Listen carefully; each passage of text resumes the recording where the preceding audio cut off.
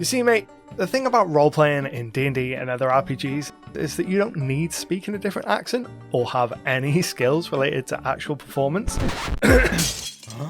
Role-playing in games like Dungeons & Dragons is all about knowing yourself and knowing what your fellow players, including the GM, really want out of the experience. So I'm going to share 6 little tips and tricks to help you and hopefully your whole group have more fun at the table.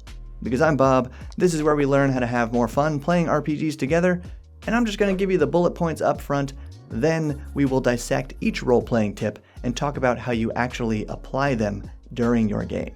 And I'm sure you've heard or even applied some of these ideas before, so please share your own role-playing tips down in the comments.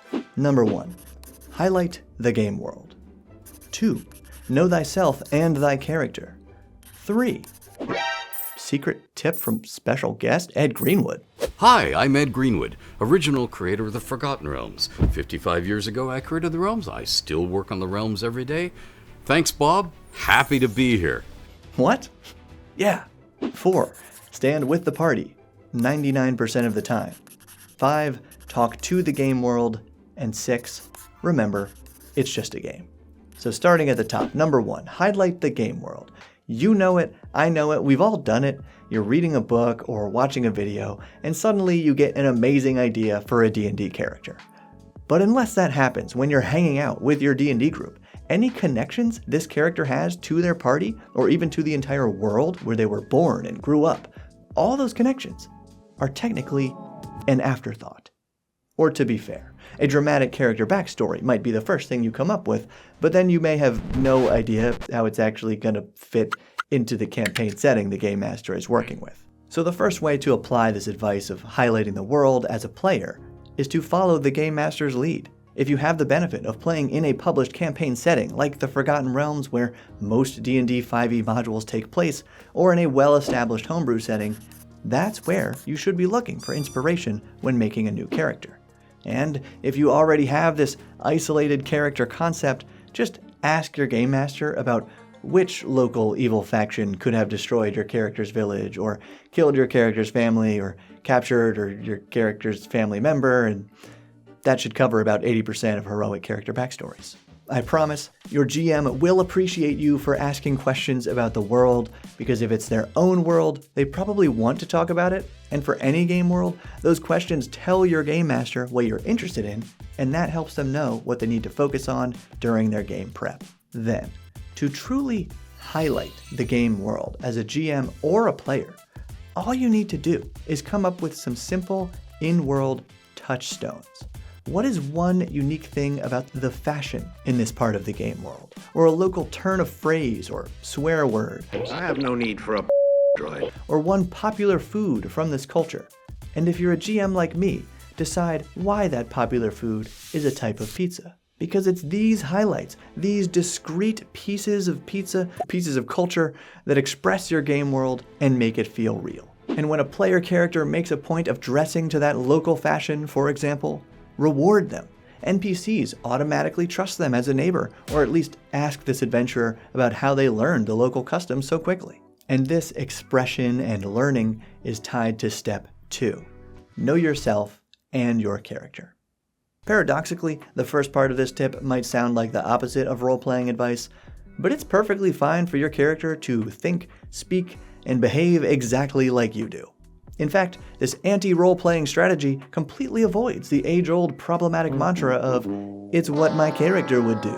So besides the fact that it would be kinda silly if every NPC and monster acted exactly like your GM, there's no real pressure to perform at the table. But it can be fun. And ultimately, this is a fantasy game, and your characters are going to find themselves in situations that you cannot so easily relate to. And when that happens, here's all you have to do. For example, your party sees a basilisk up ahead, wandering toward a field of sheep. Or later, your party is faced with a farmer who's furious that you knocked out his domesticated sheep-herding basilisk. Just pause. Take note of your gut reaction. What would you do? Then think, would this character, based on their lived experience, do something different? That's it. The more you do it, the easier it gets to be immersed in the character and make those decisions automatically. And it should go without saying, but part of knowing what your character would do comes from knowing your character's abilities and the basic rules of the game. Yes, the Game Master's job is to be a referee and keep the game moving, but they shouldn't have to look up rules for you when it's something you could have done while preparing for your turn. Anyway, there's another critical part to understanding what your character would do, and for that, it's my pleasure to turn it over to Ed Greenwood. Thanks, Bob.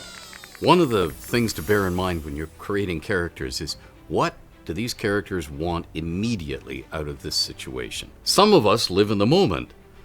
Some of us, if we don't live in the moment, we won't live to see any other moments. So it's what we do right now. It's not what we're aiming for. Yeah, we want to retire rich. We want to retire when we're 200 years old. We want to retire when we're running a whole kingdom. No. It's what I can do to stay alive right now. So it's what do we want right now? Immediate character goals. And of course, when you're role-playing, players at the table can do anything. You need these guidelines. So if I just want to stay alive through it, I'm not going to do or say anything to provoke the player characters. I'm going to be really helpful or really quiet or try and get away or try not to be noticed. But if I'm on the spot and perhaps the player characters are very angry with me, I'm going to desperately do something so as not to get a weapon through me. Or can I somehow take advantage of the situation by manipulating the player characters and doing something for me that I wouldn't dare do myself? And of course, that's all up to what is the character like? Would they do that? Think about that beforehand. In any situation, everybody who's present, whether it's a guard or the shopkeeper or an onlooker looking down from the balcony, what do they want out of this situation? Huge thanks to Ed for sharing his wisdom on this topic. We have a few more points to cover here, but after this video, make sure you check out Ed's video, linked below, where I got to be a guest, offering one extra tip for making great characters. Now, tied to the idea of establishing a character's individual goals, we gotta consider tip number 4. Stand with the party. This tip seems pretty self-explanatory, right? Share the spotlight, support each other's goals and each other's fun, make sure everyone gets to feel like a hero and share the treasure. And thief characters might take a few gold off the top, but at the end of the day, the party is always working toward a common goal. However, after I came up with this list, I ran a wild session where one of the player characters basically betrayed the rest of the party, and I had to rethink this whole idea. Here's what happened. Tomb of Annihilation. My party is being guided to an ancient lost city by an NPC that they captured, Queen Zalcore, a delusional, immortal Medusa who once ruled over the same ancient city that the player characters are trying to find. The party initially promised to release her once they got to the city, but after realizing just how deluded this Medusa is, thinking the party were her own guards escorting her back to her city, the PC's worried that she might flip out and try to petrify them once they reach the city and she sees it in ruins. And the players were especially on edge that night because earlier in the same session, one PC died. Full stop, no resurrection in this module. So the party changed their minds and decided it would be safer and perhaps the right thing to do to put this tragically deluded Medusa out of her misery once and for all. But one player character in the party wanted to uphold their promise. So on the outskirts of the city, when the rest of the party attacked the Medusa Queen, that one PC cut her bonds to help her escape. The Medusa put up a short fight, fortunately did not petrify anyone, and then they escaped into the jungle, promising a great reward to the character who saved her life. And the rest of the party decided they could no longer trust this one player character who almost just got them all turned to stone, so that character left the party, and the player had to make a new character because of it. But they told me it was one of the most memorable sessions they ever had. So with some extremely rare exceptions, you should always align your character's goals with the rest of the party. I can easily imagine that exact scenario being posted on RPG Horror Stories, but thankfully, my group understands the final tip on our list, and our campaign is going as strong as ever. But before we get to that 6th and final tip, know that this epic situation never would have happened if my party ignored tip number 5. Talk to the game world. This is literally how you create opportunities for roleplay to happen. Just once or twice per session, take the initiative to start a dialogue with another character, even if your character doesn't necessarily have something to gain from it. My party certainly did not expect to get themselves a guide right to the Lost City when they decided to talk to a Medusa. But humanoid monsters, or any monsters with high intelligence, should almost always be trying to bargain with the adventurers rather than outright attacking them. A negotiation has many more potential outcomes than the average D&D combat, and as long as you stay true to the dice, letting them decide whether or not monsters can be persuaded or deceived, you might find it more exciting too. Also, when the player characters have an in-game conversation amongst themselves about anything at all, it gives your game master a short but well-deserved break during the session.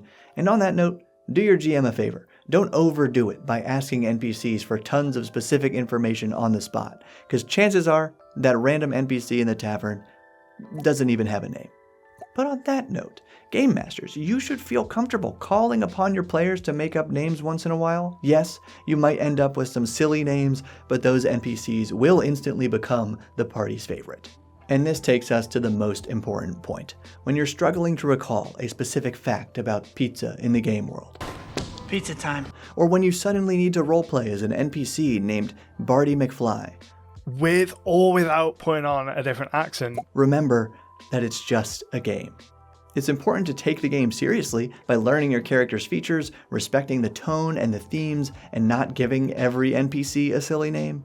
But the only way to win during a role-playing game is when everyone at the table is having fun. If you agree, please like this video, share it with your game group, and consider joining my Patreon to directly support this kind of content and get new 5e resources every month.